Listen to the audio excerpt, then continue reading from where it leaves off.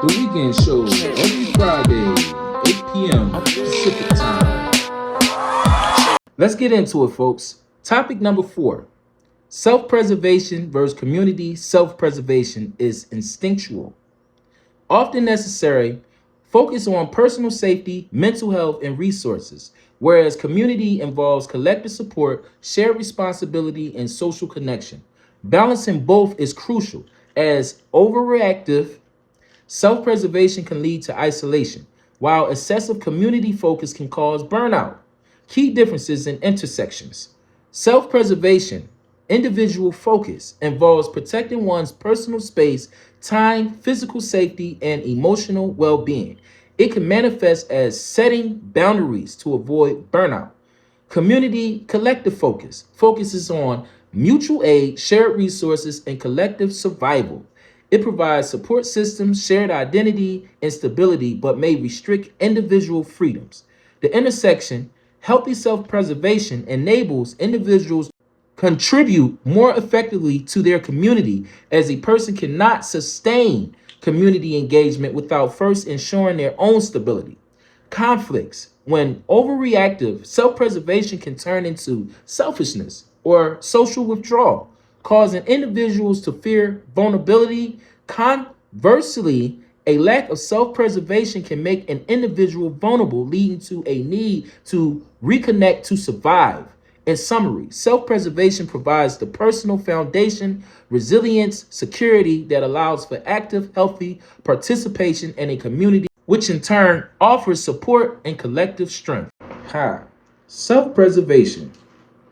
I grew up around some highly self preserving motherfuckers. See, the people I grew up around, if you come to my neighborhood and knock on my neighbor's door and ask for some sugar, they gonna be looking at you through the motherfucking window like this. Now, it looks like we're getting down to the nitty gritty. Topic number 5. The importance of tradition and family history being told and passed down to future generations. Let's talk about it. Passing down traditions and family history builds resilience, strengthens identity, and fosters deep intergenerational bonds, ensuring that the values and personal histories endure. Sharing stories provides life lessons that guide future generations through adversity, while cultural traditions maintain a sense of belonging and community. It creates a living legacy that shapes family character and cohesion. Key reasons for passing down family history and tradition: resilience and life lessons. Knowing family history helps children understand their background, providing them with emotional strength, higher self esteem, and better coping mechanisms. Stories of navigating hardships provide blueprint for handling life's challenges, strengthening bonds and identity. Traditions create a sense of belonging and family unity. Sharing stories, even about struggles, connects younger generations to their roots, offering a sense of pride and identity. Culture continuity. Passing down stories, language, and customs is essential for preserving heritage and keeping cultural identities alive. Educational and emotional value. Family history provides context for a person's life, showing the values, motivations, and emotions behind their ancestors' actions. Health and well being. Knowing family health history enables individuals to better manage their own health risks and make proactive, informed decisions. Methods for passing down information. Oral storytelling, sharing stories during meals, holiday, or daily routines, documenting memories, recording interviews, writing memoirs, or creating photo albums and digital stories.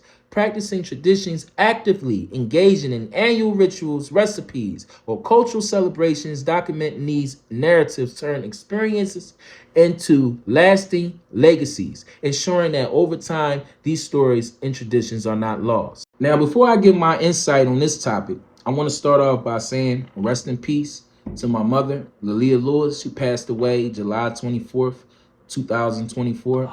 And she was one of the nicest women you could ever meet, and one of the best storytellers that I could ever sit and listen to. You know, her stories were so deep, man. It was almost like you were there. You know, the stories she passed down from her mother, her mother's mother. One story that she always told me that always stuck to mind is when I would ask her, Mom, where we from?